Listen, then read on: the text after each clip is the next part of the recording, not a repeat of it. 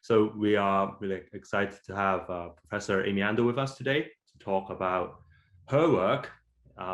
So before we begin, I'd like to introduce Professor Amy Ando, who is she's currently professor at the University of Illinois, Urbana-Champaign's Department of Agricultural and Consumer Economics. Her work looks at the economics of species and habitat conservation, as well as some work on informing the optimal conservation planning. So, well, I've read a couple of her work, and I have to say it's some of the world-leading works on conservation planning and species protection. So her work has been published previously in Science, in PNAS, in the Journal of Environmental Economics and Management, Land Economics, just to name a few. So a stellar expert in this field. We are really delighted to have her with us today. So today she's going to talk to us about distributional issues in environmental valuation, findings, and practice. So before we begin, I'd like to outline some housekeeping rules we have for this seminar. So firstly, I assume you're aware this presentation will be recorded, and I'd like participants to keep microphones muted throughout the seminar unless you have a question. So we're going to have 45 minutes for this talk, for the talk, and 15 minutes for question Q&A. So Professor Amy Ando told us that, well, she doesn't mind having questions throughout the talk, but for the interest of time, I'd like to encourage participants to reserve, questions towards the end and ask only clarifying questions throughout the talk. So without further ado, let's welcome Professor Amy Ando to talk about her work. Great, thank you so much. Let me go ahead and share my presentation. Again, I have too many things that are open. Here we go. And put that in. I tell you what, this is really reminding me of teaching in the time of Zoom, which I never, ever, ever want to have to do again. But, so thank you all for inviting me to join this seminar group. I wish I could be there seeing you all in person, but looking forward to our conversation today. Before I start talking about the research that I'm going to be sharing with you, it's important. So that's me. I'm in the Department of Ag and Consumer Economics at the University of Illinois, but the work I'm presenting is really, I have lots of co-authors and they're super important. So I'll be talking about some research with Claire Munaretto, who's at ICF now, Li-Ching Li, who's an assistant professor at Cal State Fullerton, Sahan Dissanayake, who's associate professor now at Portland State, Kaylee Wells, one of my current graduate students at the University of Illinois, and a couple of our colleagues at USDA, Richie Ivana and Sarah Klein, who've been really helpful in having some of the research I'll tell you about grounded in what policymakers care about. So it takes a village to do this work, and that's the village that I'm talking about today.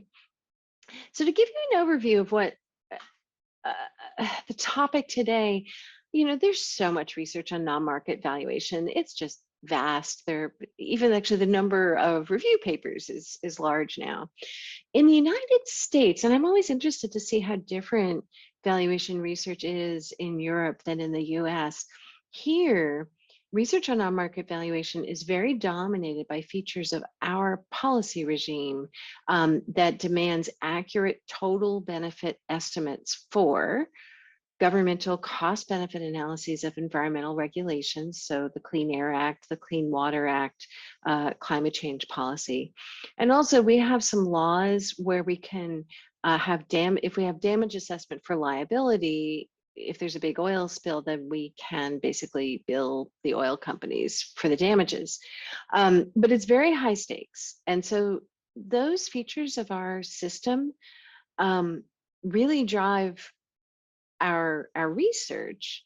But as a result, a lot of things aren't valued. So there's so much research about the value of clean water and clean air, but there are lots of other things that are more on the nature side than the air environmental quality side that we don't really have research about. And there's much less attention paid to variation. Everybody's focused on the total, and if you have the average and you have the number of people, that's all you need. But really, so as was mentioned earlier, I think most people know me as a person who does research on species and habitat conservation. And a couple of years ago, I had this epiphany. You know, we spend all this research figuring out the best way to save species and habitat. But if you look at in the United States, who visits the National Park System, that's what NPS stands for, it is disproportionately white non-Hispanic people. And people in racial and ethnic minority groups, Hispanic, Black, Asian, are much less likely to be going to these places. So what are we doing? Are we investing in nature that is valued mostly by white people? This has really worried me a lot. So it's great to see that economic research on environmental justice in general is growing, but a lot of that has been focused on the extent to which there's disparate exposure to pollution or access to nature. And there's been, I think, less research about equity and heterogeneity grounded in historic disparities in the valuation literature. So we could ask 3 different kinds of questions. How does willingness to pay for environmental goods vary among different groups of people? That one's relatively easy. How might that value heterogeneity be shaped by positionality? And I'll explain more what I mean by that in a little bit. Can standard practices in non-market valuation prevent us from accurately understanding preference heterogeneity? I'll explain more what I mean about that too.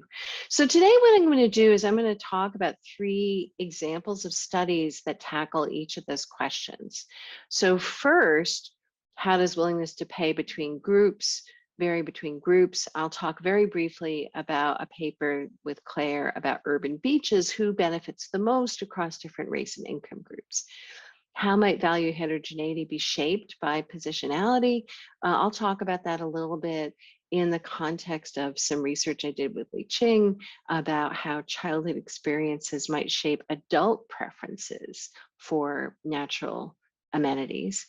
And then the main paper that I'm going to talk about is really a work in progress. Kaylee was working yesterday to get some preliminary results, but some of the ways that we do non-market valuation biased. And so are there assumptions of prosperity built into our non-market valuation methods? Okay. And by the way, I guess I can see chat. Please do let me know. Speak up. I don't mind being interrupted. I'm not a huffy person. so if there are clarifying questions and I'm not seeing them, just let me know. So the first paper I'll mention fairly briefly is this paper that Claire did, and we're polishing it to send it to a journal finally. It's been a busy couple of years. Really about so Chicago, the city of Chicago has these beautiful beaches and they're free. And so it was a study of willingness to pay for urban beaches, but Chicago is a famously diverse city. And so do those values vary among racial and ethnic groups? Who is benefiting from these beautiful beaches outside the 3rd biggest city in the country? Both across racial and ethnic groups and across income groups. Are urban beaches normal goods where the wealthier you are, the more you're willing to pay for them, or inferior goods where it's wealthy people do other stuff? So Claire did a standard travel cost survey of visitation. So this is a map of Chicago, and you can see the locations of the beaches along the coast of Lake Michigan, which I swear to God, you know, you go there and you look out and it's like an ocean. You cannot see the other side. The Great Lakes are really great.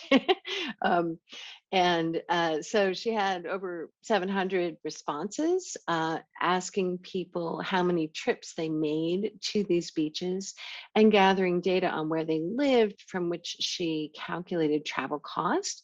And we also have information about race, income, and some other features, including whether or not people can swim. Not everybody in the United States knows how to swim.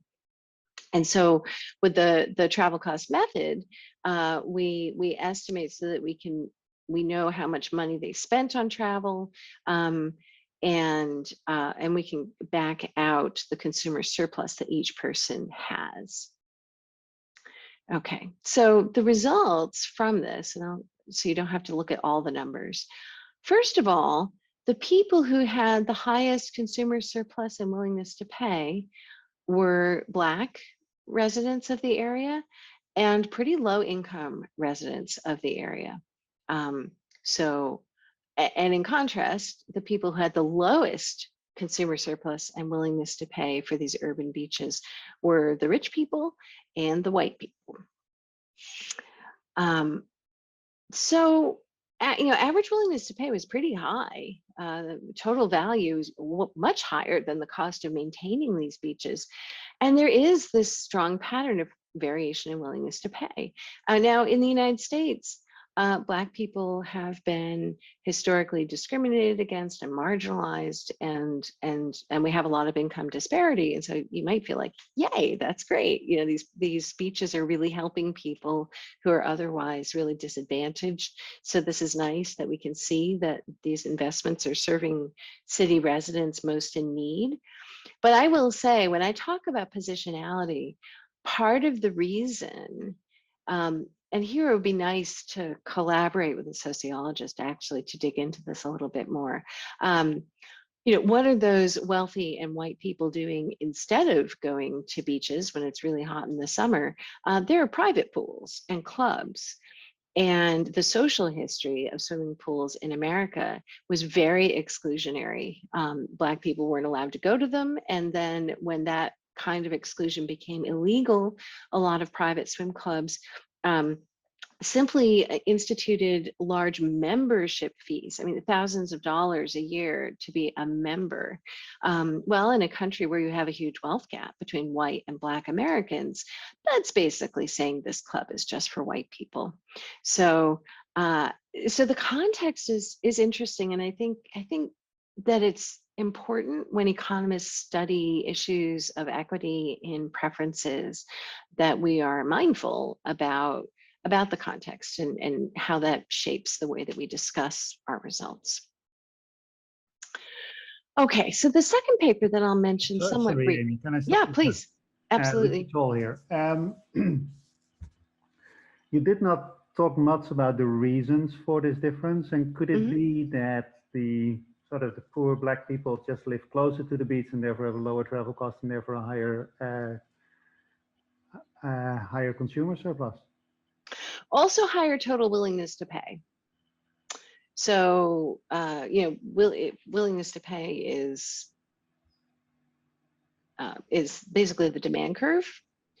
So both things are true. Actually, so the Black population of Chicago is down here, and some of them are closer to these beaches, but these beaches are on this part of Chicago is very white and wealthy. So there are some beaches that are close to people of all income levels and ethnicities. So it can't just be proximity that's driving that. Okay. Yeah. Before I move on to the next paper, any other questions just about this one?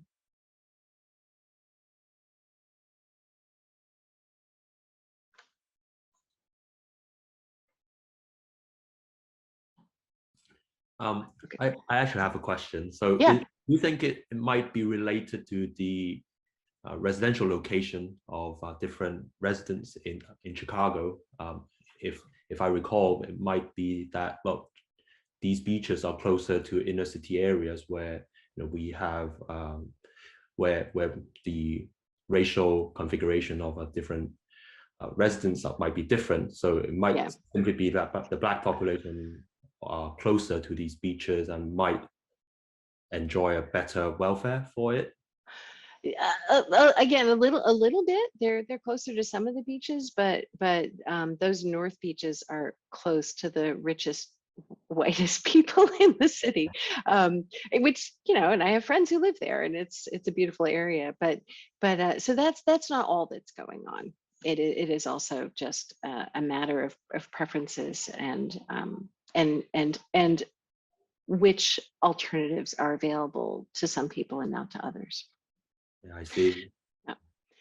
One last quick question, Ian, you've got your hand up, and then I'm going to move on. Just checking Yeah. one thing out. I Absolutely. presume the water quality is pretty similar across these beaches? Yeah, that is a good question. It is. So, but the water quality is tricky in Chicago. Most of the time, it's completely fine, and then whenever there's a big storm, they will have. We have a combined sewer system, and Yeah. so when there's heavy rain, basically the sewage gets flushed out into Lake Michigan, and so they have to close the beaches for a couple of days. We did in this paper, we did not get into that. That's a problem pretty common up and down that whole Okay. area. So I don't think that there's a lot of difference in water quality between the beaches that are close to the Black populations and the beaches that are close to the white ones. But, Okay. Yeah. but actually, that's a good thing to look into. Okay. We are just finishing water quality. I will look into We that. have a big problem in this country with overflowing during rainfalls, and it's just we have a tendency historically to put outfalls and that sort of stuff in poorer areas, and even on days when the quality is good, it's not that good.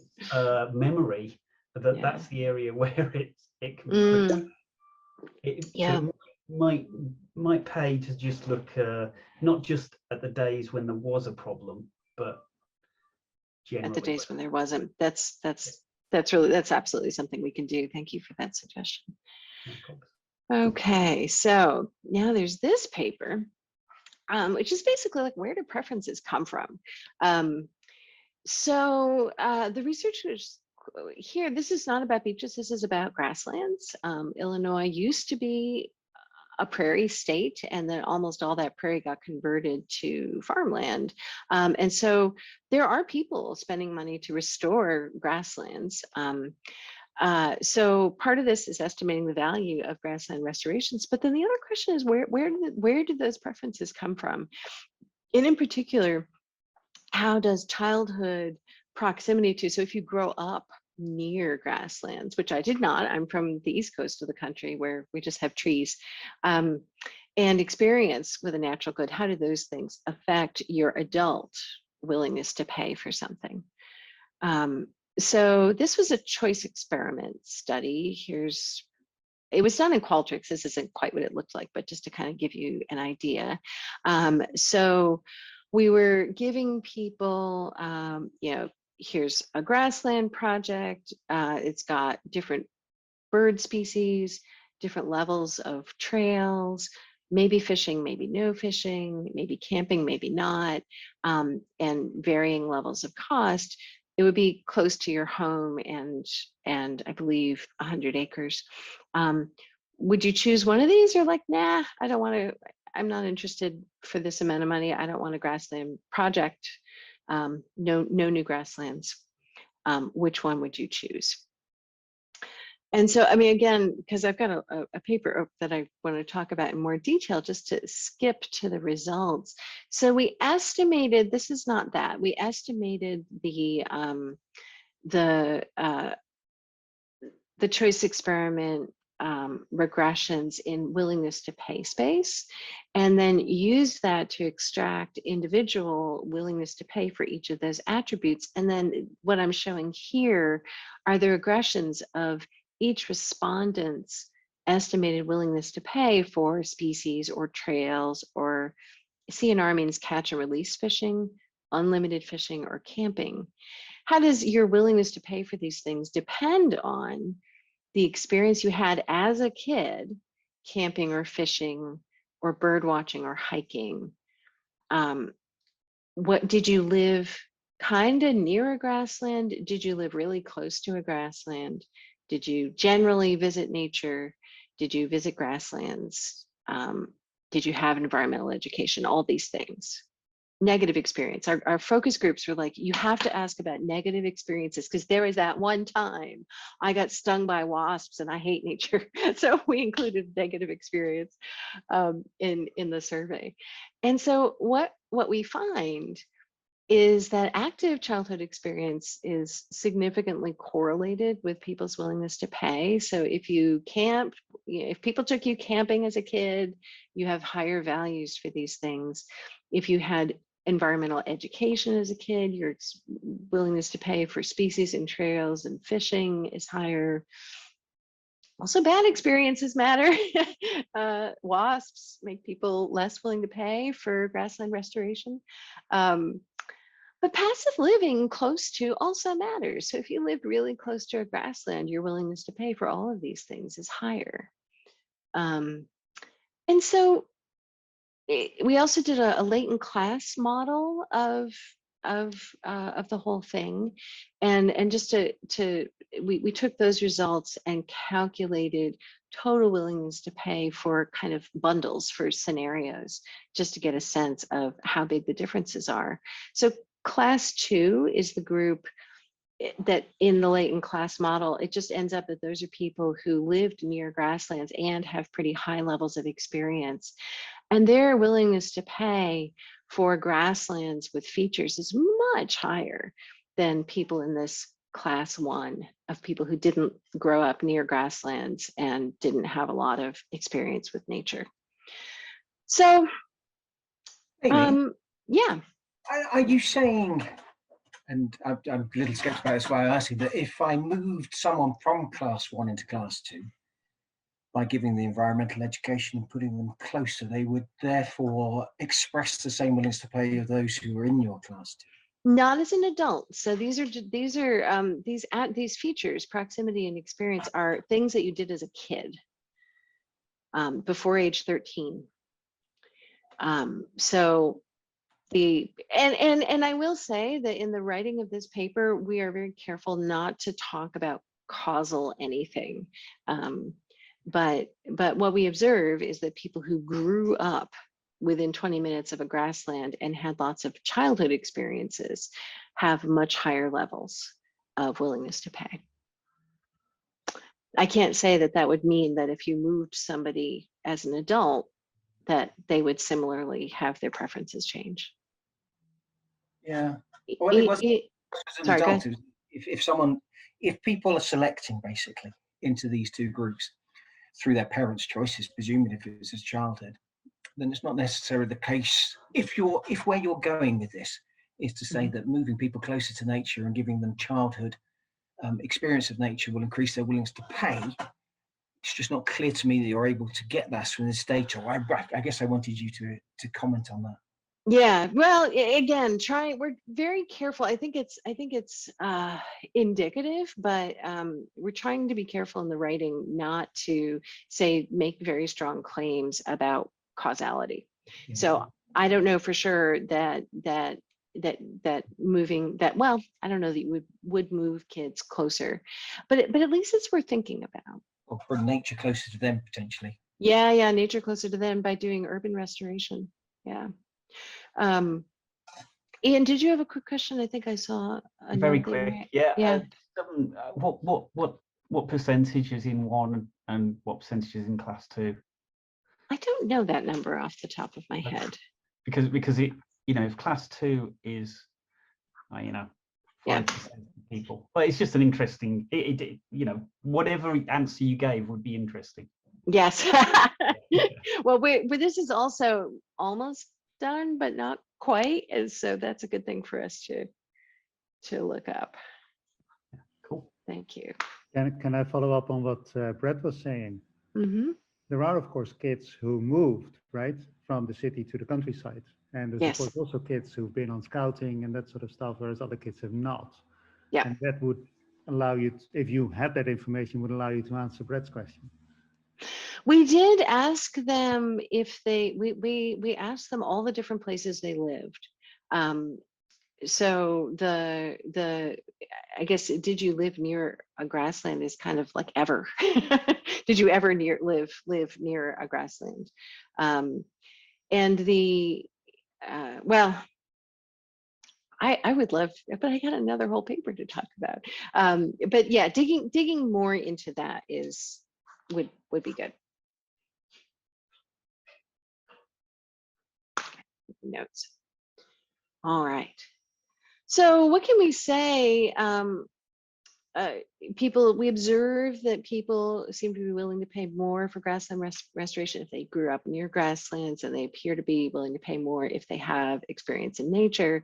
Not making strong claims about this, but I think it's worth contemplating whether this kind of thing, if it is causal, could be an element of an environmental disparity cycle. So we know that, at least in the United States, there are patterns where white and wealthy people are more likely to live near nature. And so if that does shape the preference of kids, then they are even less likely to select to live near nature as adults, if that's possible for them to do. So I don't know, it's just kind of putting something in the backs of our minds, as you know, we in the United States are wrestling with our huge patterns of disparities in access to nature. It's possible that something like this could be an element of that. And you know, maybe indicative that possibly this environmental education, I was skeptical that there would be any correlation, but and that includes the Boy Scouts. You know, sort of, maybe you don't live in the in nature, but you went to classes, or you went on a camping trip with Boy Scouts, and so yeah, maybe that is effective. So it's provocative, at least.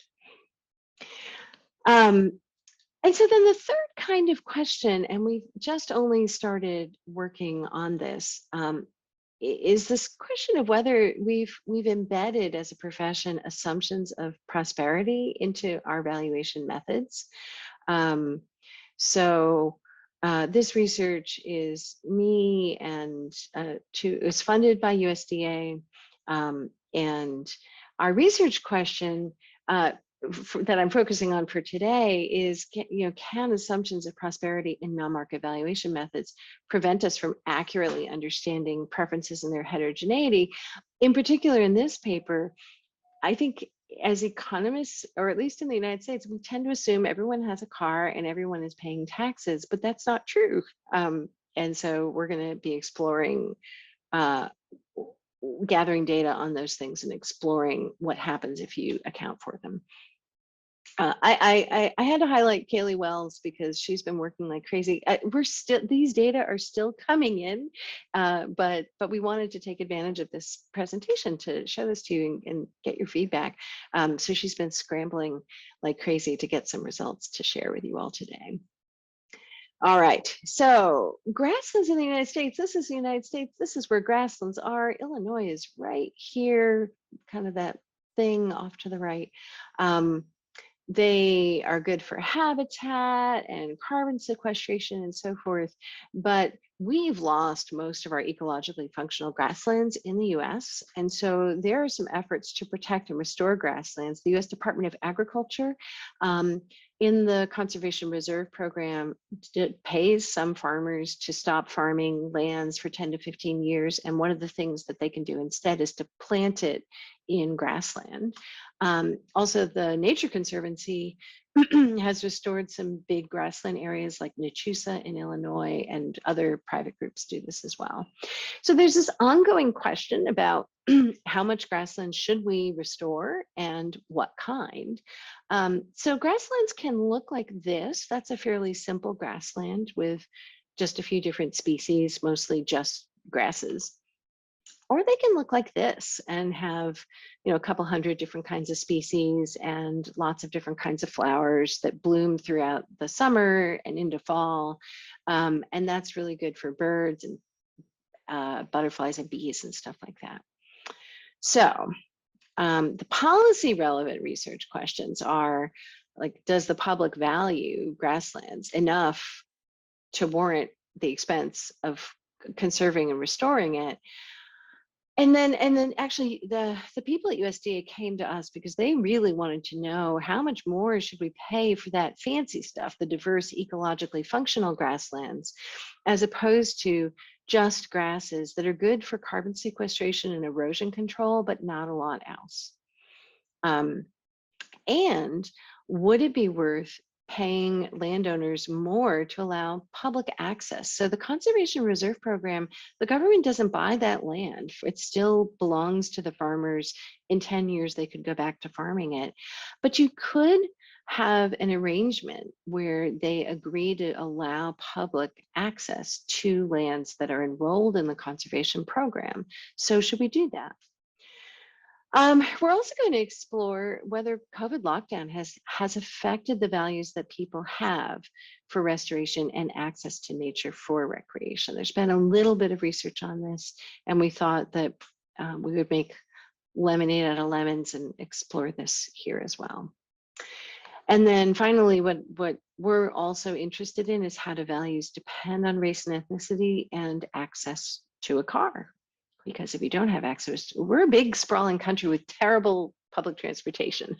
So if you don't have a car, your ability to go to restored grassland, even somewhat nearby, is going to be much lower.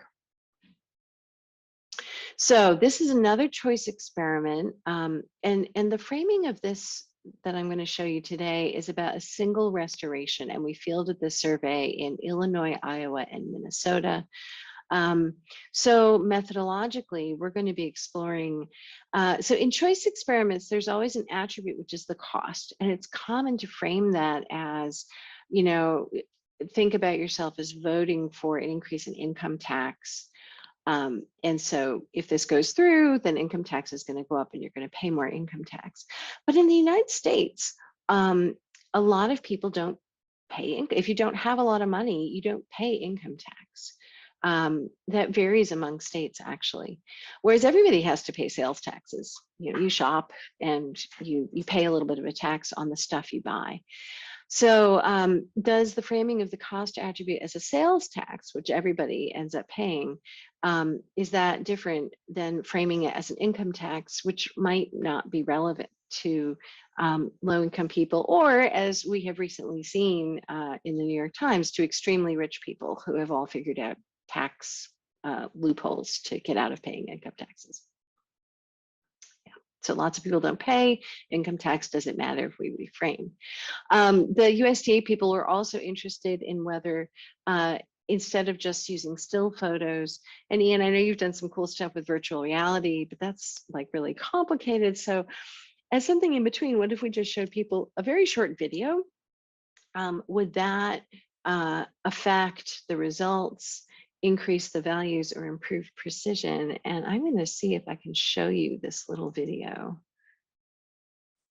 We'll see if this works. Can you guys see a picture? A little video? Yeah? Yeah. All right, let's give it a try.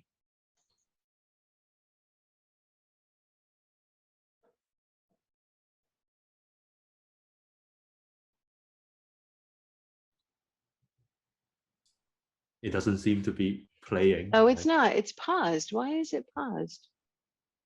My screen sharing is paused. I don't want to. Huh. Apparently it doesn't want to let me do that. Well, maybe I'll put a link in the chat to that. And then later you can go see. It's just a little 10-second video. If you have the sound on, you can hear crickets chirping.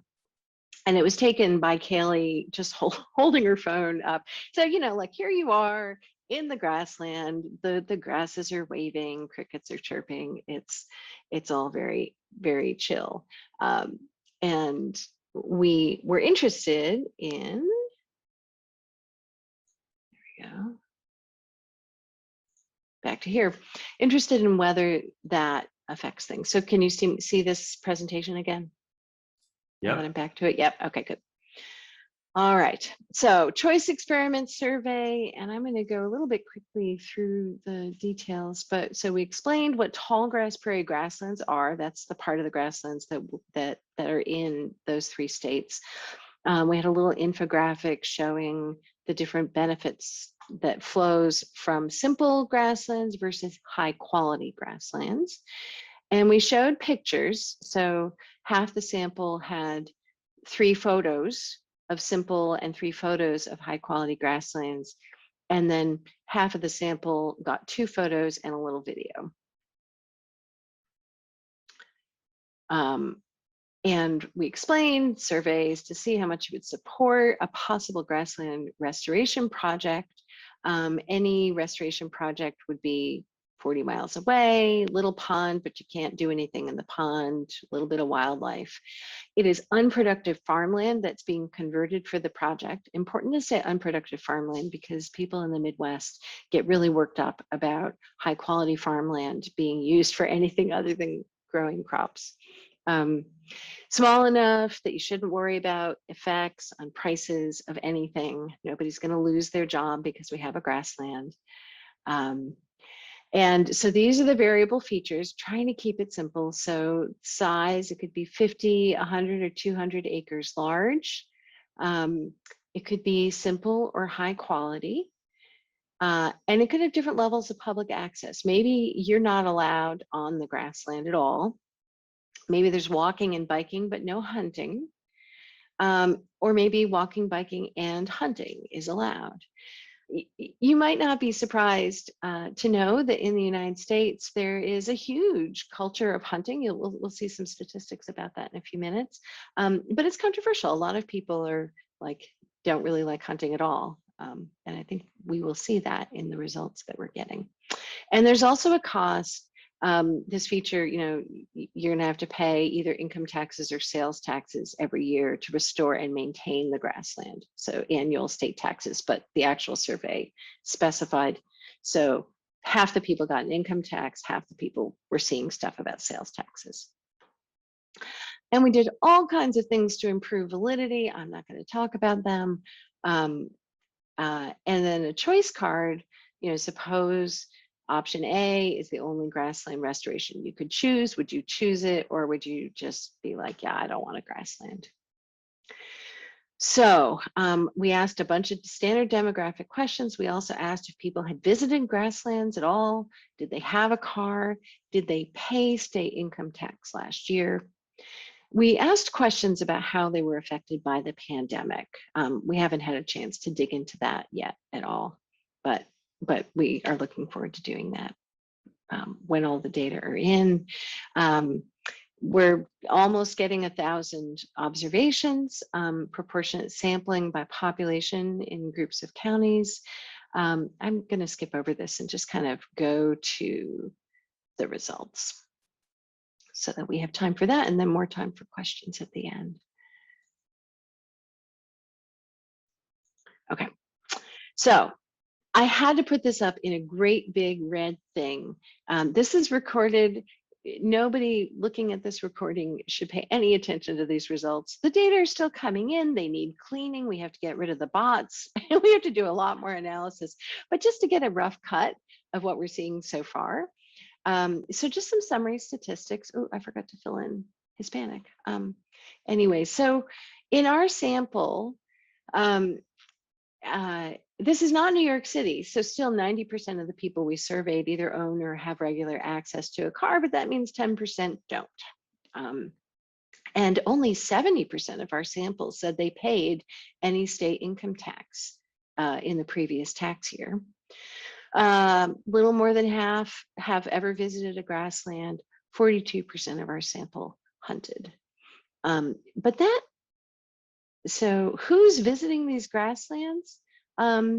Mostly middle-class people, not so much low-income people, definitely not the wealthier people. Who is paying state income tax? There's definitely a gradient. So, and this makes sense. There are a lot of states where, below some income threshold, you don't pay state income tax. And so the higher up you go in household income, the more likely people are to have reported paying state income tax. And then who's hunting? It is white people. So half of the white non-Hispanic people reported hunting, only 29% of the non-white or Hispanic people reported ever hunting. Do we see, so we did ask how much attention at the end, we asked how much attention people paid to the different attributes. Do we see any evidence in just that stated I was paying attention between sales tax and income tax? Doesn't really look like it. So yeah, a little bit more people in the sales tax treatment reported paying a great deal of attention, but also more of them said they only paid a little of attention. So it doesn't really seem to be a resounding impact there, difference there between sales tax or income tax. But let's look at some regressions, and just, again, very preliminary. So this is the regression in willingness to pay space. On the left, we've got the mixed multinomial logit model.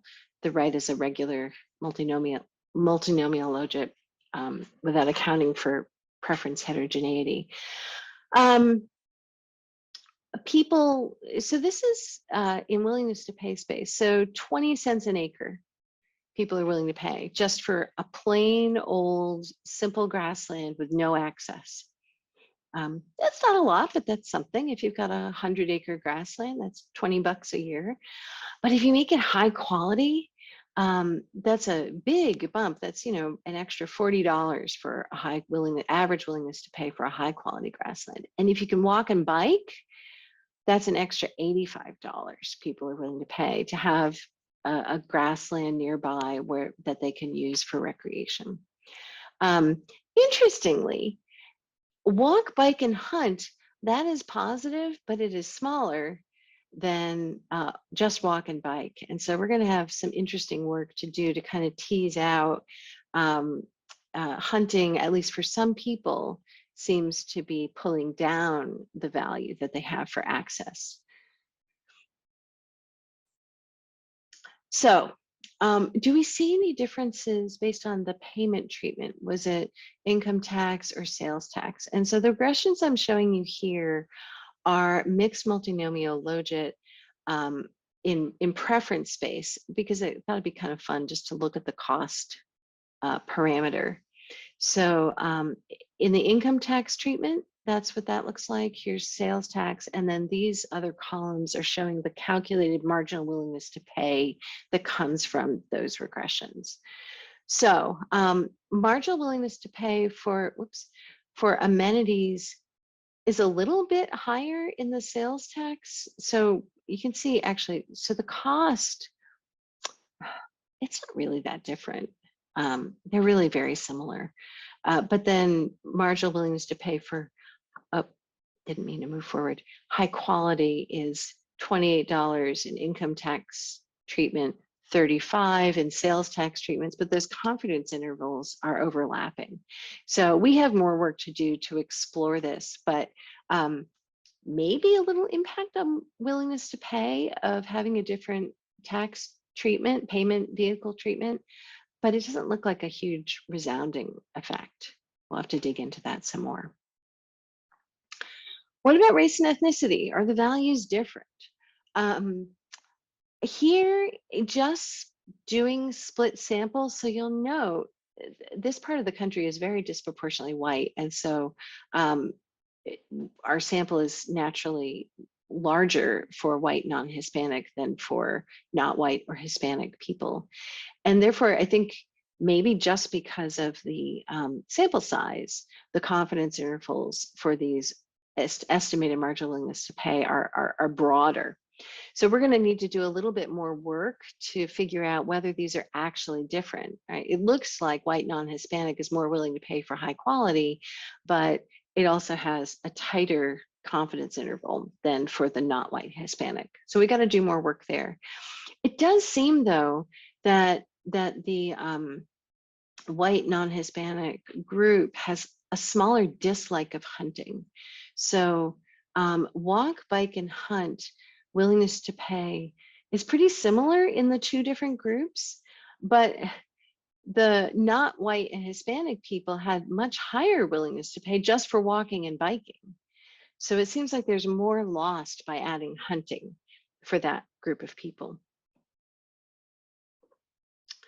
And then the video treatment, is this mattering? It seems to a little bit have photos only. People dislike spending money more, and these estimated willingness to pay seems to be higher when we add the video. But again, the confidence intervals are overlapping, so we need to do something a little more sophisticated to look at these differences. So some tentative conclusions from quick regressions hot off the presses.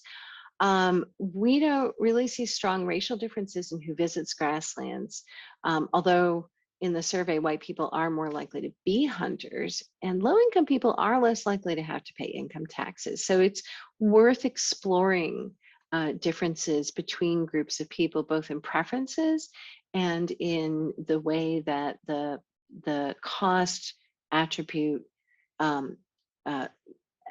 is expressed. So what do we learn about values? People place some value even on these super simple grasslands with no access, big average premium for high quality habitat and for ability to walk and bike, but hunting seems to actually be lowering that value. So we really need to dig into that to see what's going on there. Does it matter to frame as a sales tax instead of income tax? Not really much of an impact on the cost coefficient itself. Maybe we're seeing higher estimated willingness to pay, but again, we need to explore more. It does seem like white non-Hispanic people have less of a dislike for hunting than people who aren't white or are Hispanic. And using the video does seem to be increasing estimates of willingness to pay.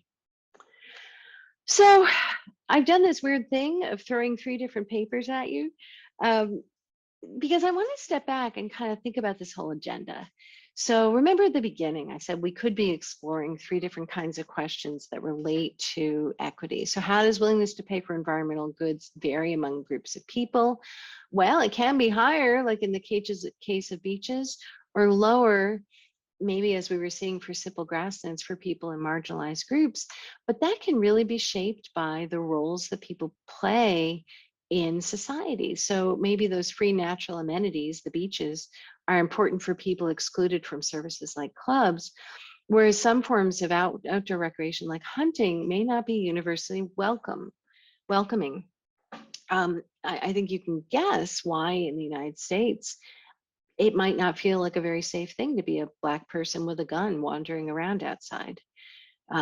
But people, conservation groups prioritize hunting in the design of restoration areas because white stakeholders can often dominate the conversations about how things should be designed.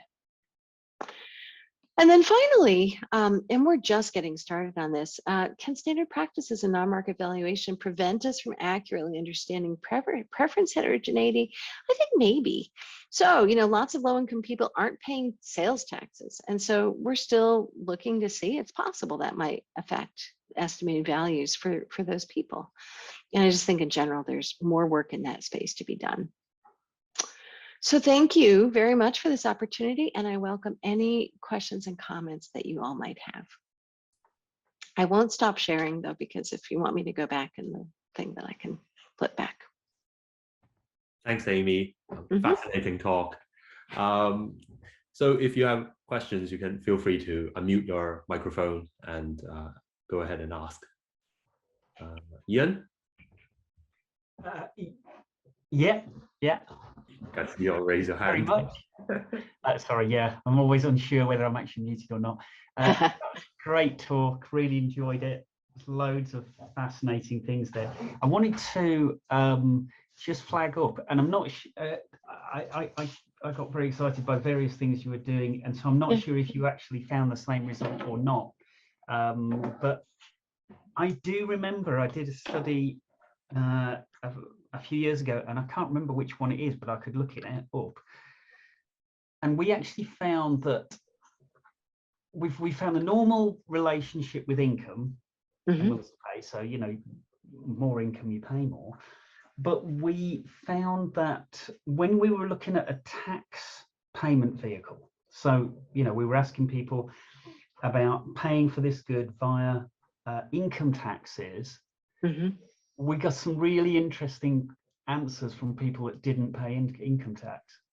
And basically, you know, they basically said, oh yeah, my willingness paid really high, which is of course exactly the strategic answer that you should give. I'm going to get this for free, so it's really valuable to me. You know? Oh, interesting. Yeah. So I did you find that? And if you're interested, I could try and dig it out. The other question, yeah, I know, it's just to answer that. I don't think we know yet, because we, again, like yesterday, just doing the very first things. But you mentioning that, clearly what we need to do is not just look at the difference in total between the people who had the property tax or the people who had the income tax, but interact, because we know who said they paid income tax. And so let's see how they are affected by whether or not they're given the income tax treatment. Yeah. And if you can find that paper, that would be great. Yeah. I'll try and find it. Yeah. I won't ask another question. I have got another one, but only if we get time. So I'll pass back. You can also put it in the chat. Okay. Yeah, I see Ben raised your hand. Maybe Ben can also go ahead. If you have any other questions, you feel free to put it in the chat. So that's either way is fine. Yeah, so I was just wondering, like, sorry, yeah, thanks for a great talk, obviously. Sorry, I assume that goes without saying, but it doesn't really. So yeah, thank you. And so the thing that I was kind of thinking was, how on earth should we begin to take these disparities into account, right? So the kind of the normal approach is you just kind of write them off. You don't care about the heterogeneity so long as kind of Cowder or Hicks is satisfied. At least that's kind of the normal justification, right? And you're saying maybe we should actually look at the heterogeneity that we're seeing in these kind of willingness to pay estimates, look at the heterogeneity we're seeing in these kind of welfare effects. And then I guess the question is, how on earth is the policymaker therefore kind of supposed to understand those, right? So maybe I get that's not exactly this kind of area of research, but obviously kind of you need that as well to kind of complement this, right? You can't just simply, I mean, you can, but so I was just wondering how on earth you're thinking a policymaker can therefore go about evaluating these no longer simple averages, but also kind of understanding something to do with the heterogeneity. What does it actually mean for policy? So yeah, thanks. You know, thank you for that. I think, and Jimena is here. There's a group of us who are working on a general paper just about how our discipline, you know, just should do more in general thinking about distributional issues. Yeah, exactly. Should we incorporate distributional differences into benefit cost analyses? So I think that this is just something that we haven't really ever done. We're very focused on totals and cost effectiveness and is benefits greater than costs. But at least in the United States right now, there is such a strong push for not just looking at the totals, but for caring about you know, how evenly things are distributed, and are the good things only going to the rich people and the bad things getting, you know, foisted off on the most marginalized people in society. I don't think we really know how to use that information yet, but it seems like an exciting moment to start thinking about that. Sorry, can I interrupt there? There's actually a very old literature, mostly forgotten in the US, primarily because of Tom Schelling. But there is an old literature, a recently revived literature around equity weights and those sort of things on how to bring distributional concerns to cost-benefit analysis. And it's old, as I said. It actually goes back to Merlees, young Merlees. And Ian is nodding, also a young David Pierce working on these issues. But there are methods of doing so. It's just that I think because of Tom Schelling, people in the US have forgotten about this. Yeah. Yes, and I was a graduate student at MIT, which didn't have a field in environmental economics. So my fields were industrial organization and public finance. And in public finance, we learned some of those, social welfare functions, and it wasn't always just adding up. So, but it seemed mostly like all the examples of papers that we could see that used those more complicated social welfare functions were written by people in Europe, which I think is really just says a lot about our country. But thank you for that. I've jotted that down, and we'll make sure to look for those papers.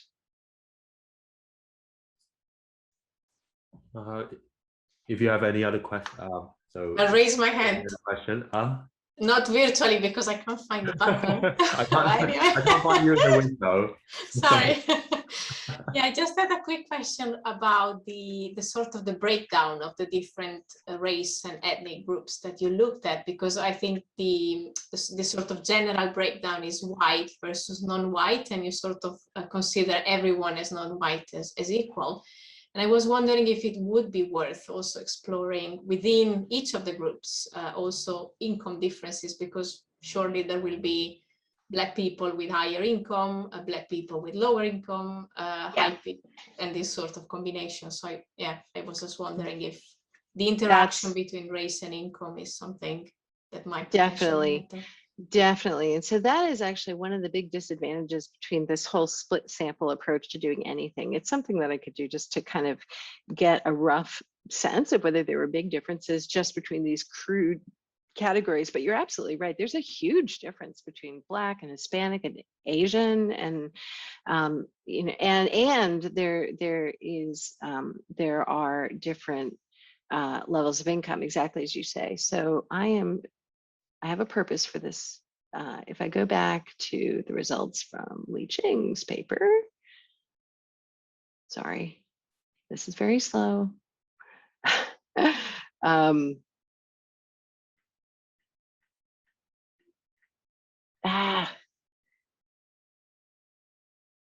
There. In this kind of regression, it's not on this table, but in this regression, we also included race and income. And so we can do that.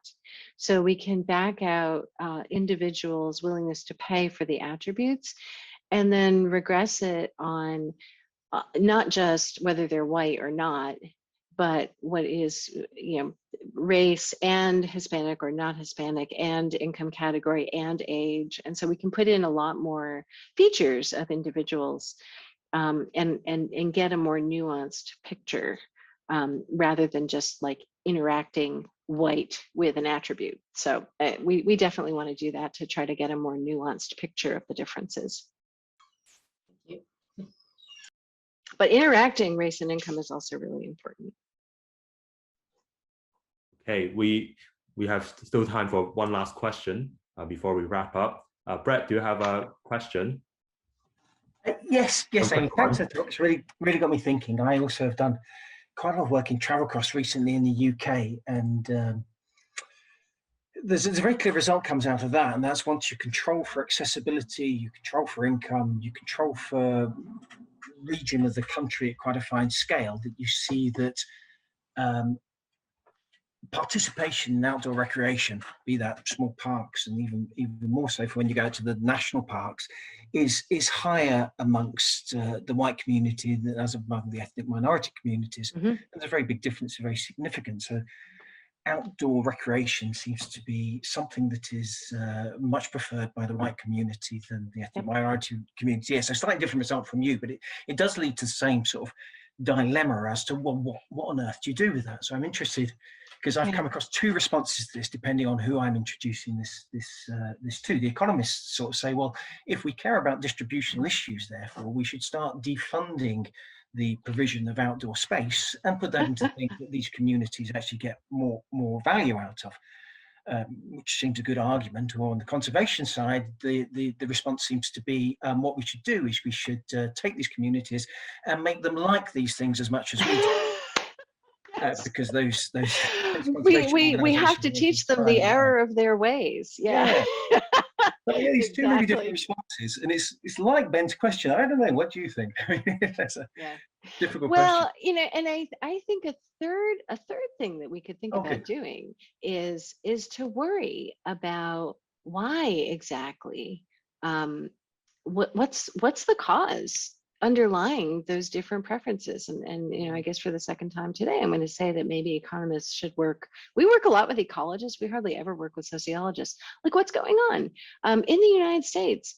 There's a very real sense in which I think when I look at the work sociologists are doing, that Black and brown people don't feel safe and welcomed in our national parks a lot of the time. And so, you know, maybe there are things that we need to do to fix that problem. Although, you know, some of it is grounded in history. It's grounded in the history of slavery and the way that people were hunted down by plantation owners, and you can't get rid of that. You can't get rid of that memory. But at least you try to do things to make sure that the people who aren't white feel genuinely welcomed and safe in the spaces that we establish. And yeah, I think we can have a lot of conversations about, you know, is there a middle ground? Not just let's not do open space, but also let's not just sort of, it's like you have to be like us and like the things we like the way we like it. Yeah, a crucial issue. Difficult to do, I guess. It's very difficult. Not Yeah, something none of this economists is are well easy. trained in advising on. No. No, we'll always put our tuppence worth in, won't we? Yeah. Thanks, Amy. Yeah, my pleasure. Thank you for the questions. Thank you, Amy, for a wonderful talk and stimulating conversation. I'm sure you all had a great time.